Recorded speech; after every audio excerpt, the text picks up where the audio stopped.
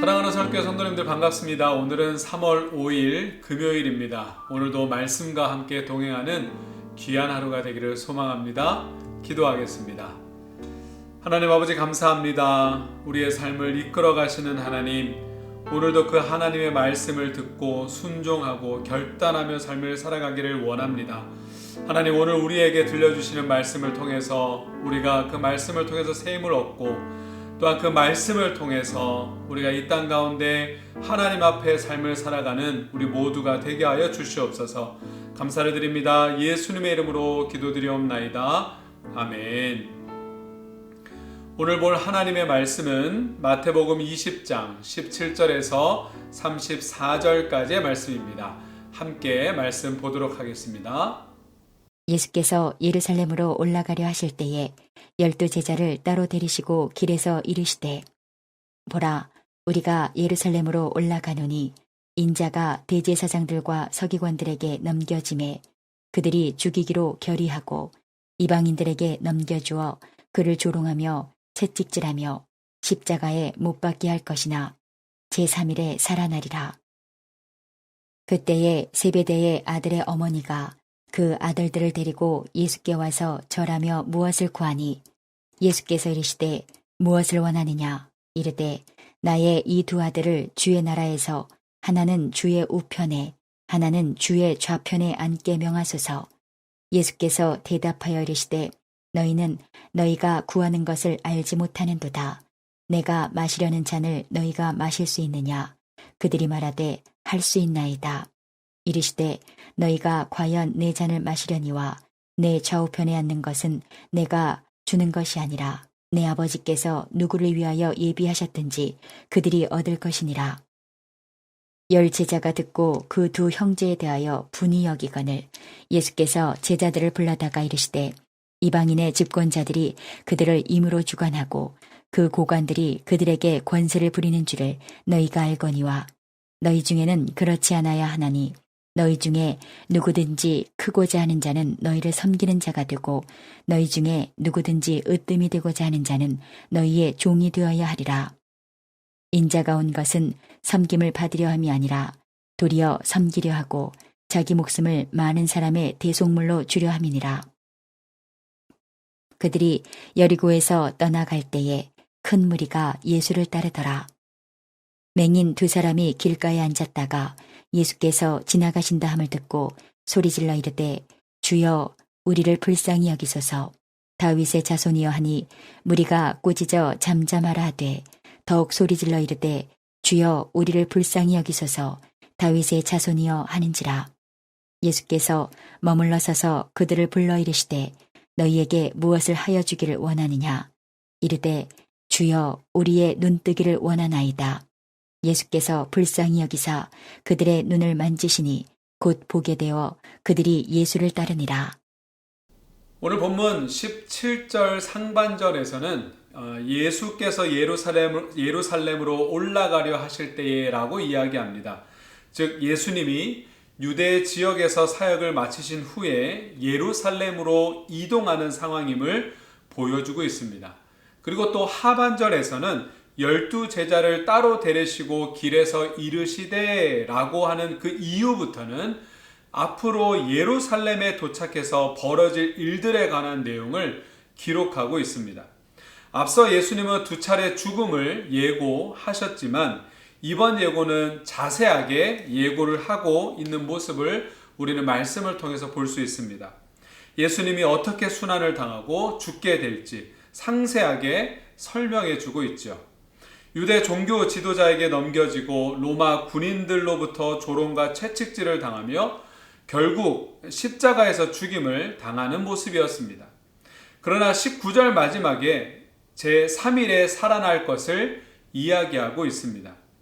예수님은 우리가 마태복음을 쭉 보면서 예수님은 수많은 병자들을 낫게 하셨습니다. 회복시키셨습니다. 그러나 능력을 가지고도 죽음의 길로 가고 있는 것이지요. 수많은 무리가 예수님을 따랐지만 일부러 죽음의 길, 조롱의 길을 선택하셨습니다. 그것이 너무나 당연한 길이기 때문에 예수님은 그렇게 하신 것이지요. 우리는 우리를 구원하기 위해 오신 예수님의 구속 사역에 대해서 우리는 명확하게 알고 있어야 됩니다.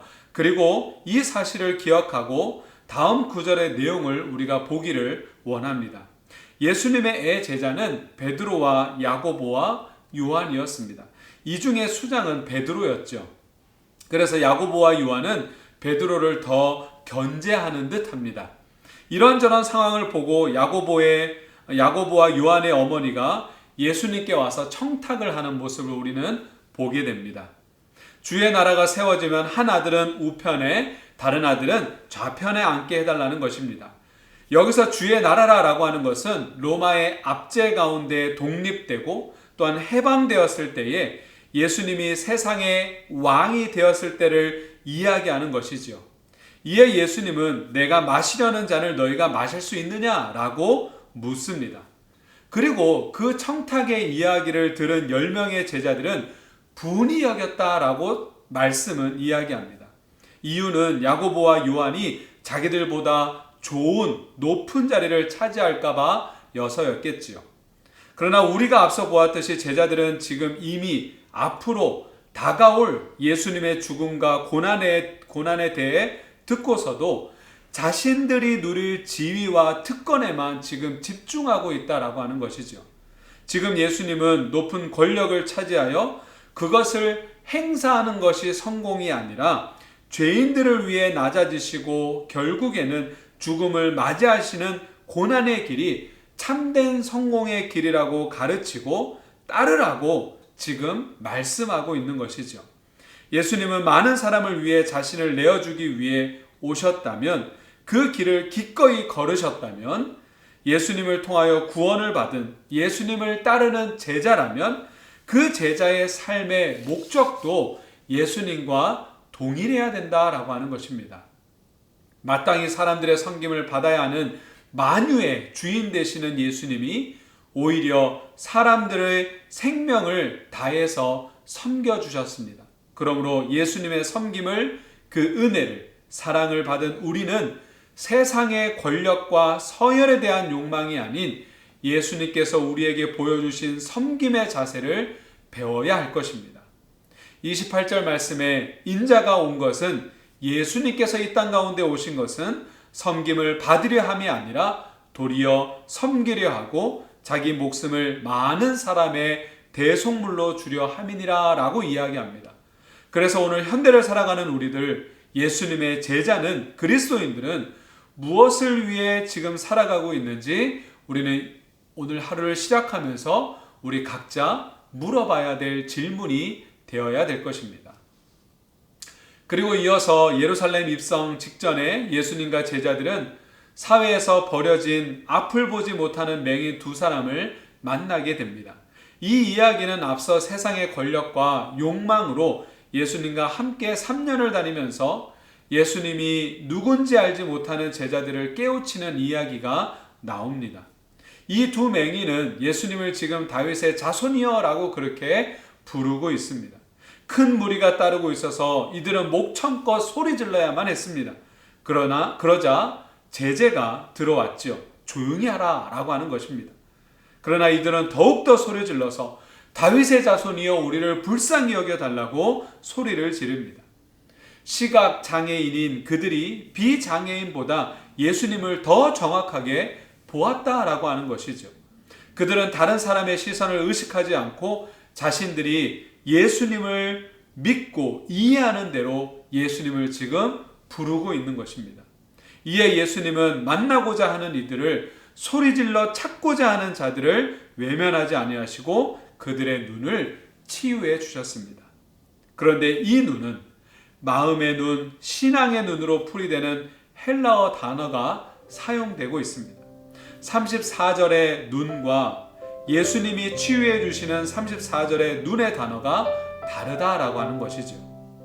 지금 예수님은 제자들에게 세상을 바라보는 육적인 눈, 지금 예수님을 세상의 권력을 잡는 왕이 아닌 온 세계의 통치자, 창조자, 우리를 위하여 십자가에 달려 돌아가신, 그리고 3일 만에 부활하신 예수님으로 보는 눈, 너희 영적인 눈, 신앙의 눈이 치유받아야 하고 회복되는 것이 중요하다라고 하는 것을 우리에게 알려주고 있습니다.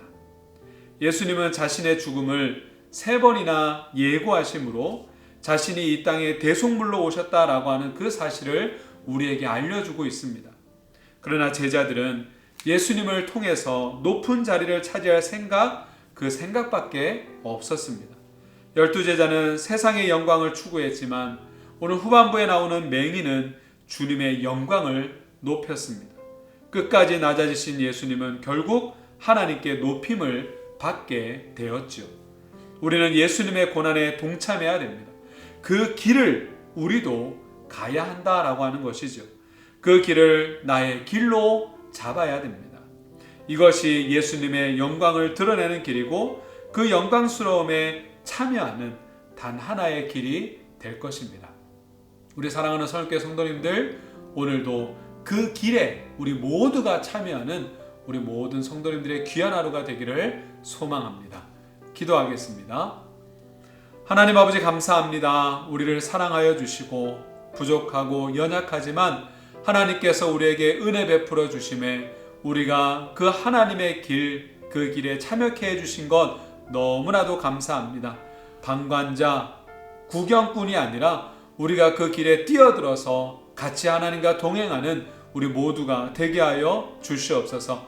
우리의 영적인 눈, 신앙의 눈을 떠서 하나님과 동행하는 그것을 우리가 지향하며 삶을 살아가는 우리 모두가 되게 하여 주시고, 하나님 우리의 삶에 부족함이 찾아온다 할지라도 하나님을 붙들고 삶을 살아가는 우리 모두가 되게 하여 주시옵소서. 감사를 드립니다. 예수님의 이름으로 기도드리옵나이다. 아멘. 계속해서 묵상하시고 기도하시고 귀한 하루 보내시기를 소망합니다. 감사합니다.